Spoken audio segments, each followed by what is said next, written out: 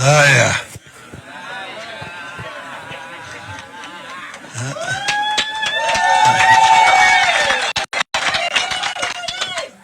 Hello. Comrade, Madam Mother Karua, other fellow comrades I see in the crowd here, ladies and gentlemen, hamjambo. Hamjambo tena. This is a very, very proud and pleasant occasion.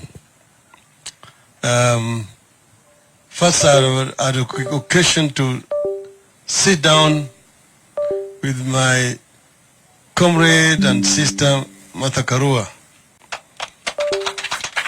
before we came here. We had one-on-one, just the two of us, which was very valuable. And in that period of time, we took the journey down the memory lane and looked at where we've come from as a people and as a country and where we are. There are not very many people around with whom I can share that kind of experience. She is one of them. And we've agreed that the time has come again for us to come together.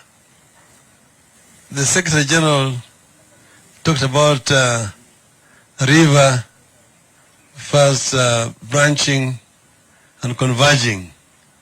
I wanted to tell him that he really are talking about Nile in Cairo. River Nile in Cairo. River Nile in Cairo, streets, just before, now it is now in the middle of Cairo. And then it forms a land.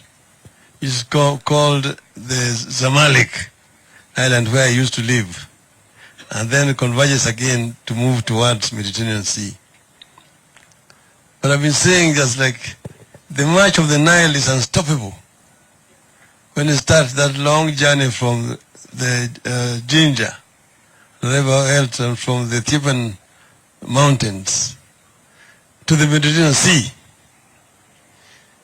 the movement of the people of Kenya to liberate this country is still unstoppable.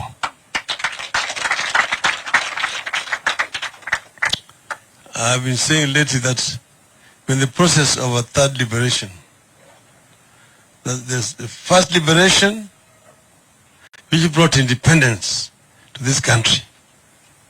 The second liberation which gave us a new constitution.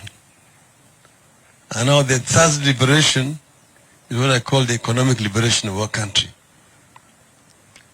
Just like those first two were processes. See, the first liberation was a process. It took a long time. You will recall, for example, the times of Koitalel, the days of Hariduku, and people will not know why we call that street the Hariduku street, or living down there. How many people were shot and killed there in 1922? From that time, Kenyans were struggling from 1922 all the way up to 1963, when we got independence. And thereafter, then started the second liberation. You'll see the 60s, the amendment to the Constitution.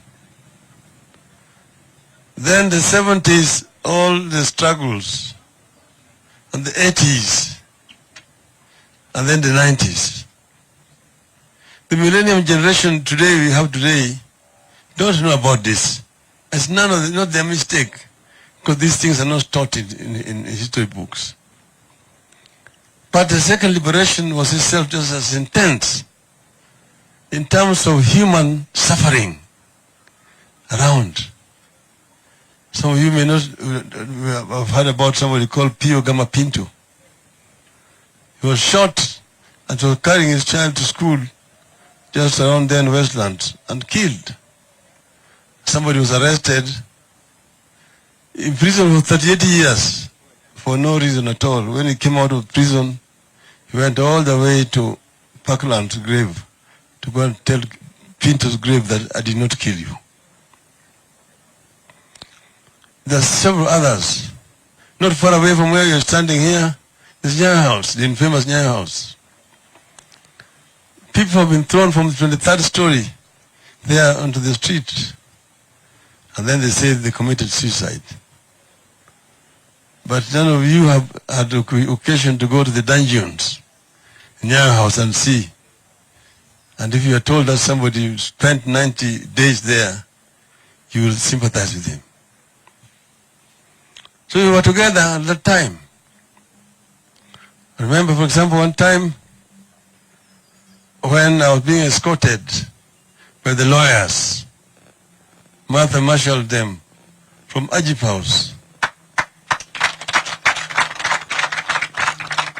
And we marched James Orengo, Kitobu Manyara, Paul Mite, Philip Kauma Musili, the Chief Justice today, another Martha.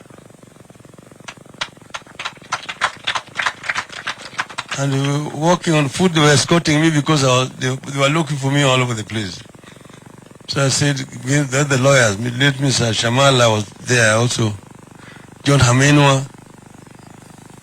And we marched from Ajip House with the media to Central Police Station here. And then I went to report that they were looking for me, I've come. Then after that they said they did not look for me. Because it's an excuse, because they wanted to come to arrest me at home at night. And they went home at night, they didn't find me. I was taken into hiding. And eventually I managed to slip out and find my way to Norway. So Martha Karua here has